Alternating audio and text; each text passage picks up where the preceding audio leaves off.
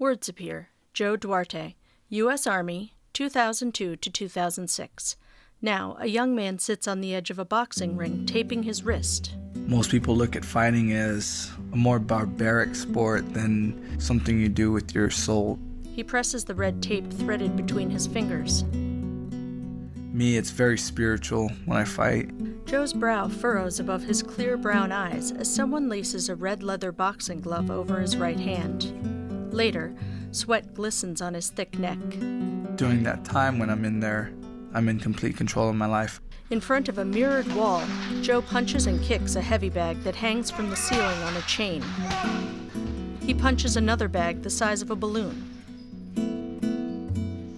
It's when I'm at my peace. It's my sanctuary.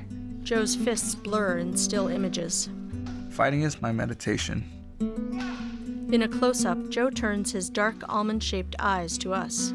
He has high cheekbones, a narrow, flat nose, and full lips.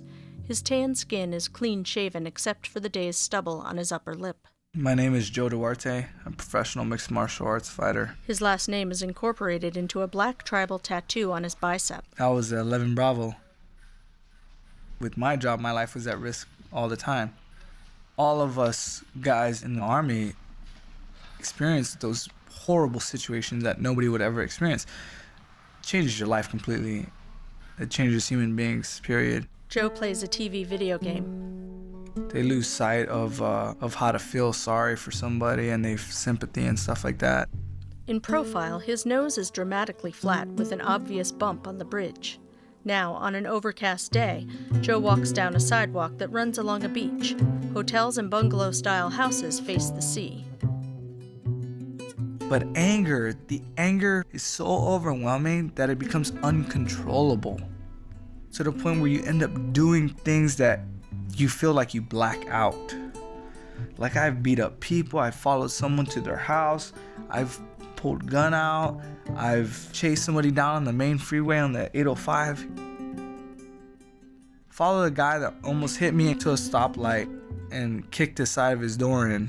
I didn't even stop to think. Joe's tattoo appears below the sleeve of his black t-shirt, and he holds a toothpick between his teeth. Now, he drives down a freeway. But I felt good hurting other people because I was hurting so bad inside that taking it out on somebody else actually made me feel good.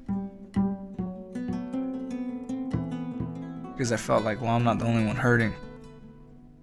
A picture on a cell phone shows a smiling Joe in a baseball cap, his arm around a beaming young woman with shiny black hair.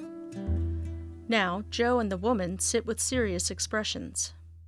In my personal life with my wife, I'd get angry over really, really minuscule stuff. And she would be like, this is why you need to go get help.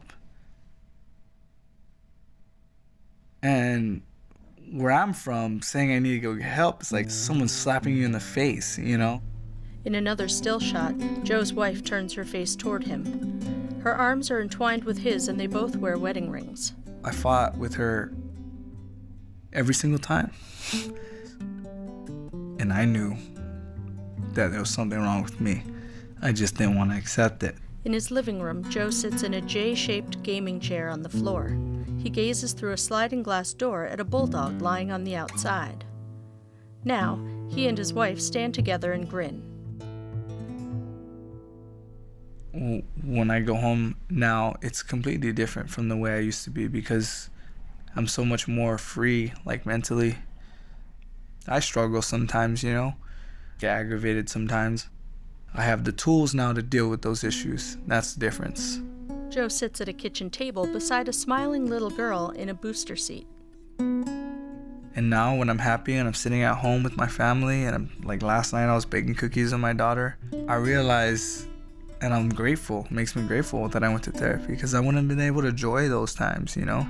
Those little things, those are important things that nobody else sees, you know? On a bunk bed, Joe reads an Elmo book to his daughter. And I think that with me sucking my pride up and being able to get therapy really showed what kind of a champion I am. They lie side by side, faces turned to each other.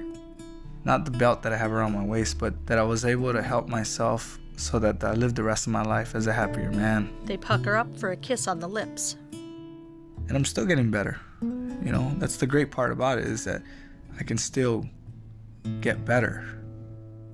Logos appear: About Face, National Center for PTSD, and the U.S. Department of Veterans Affairs.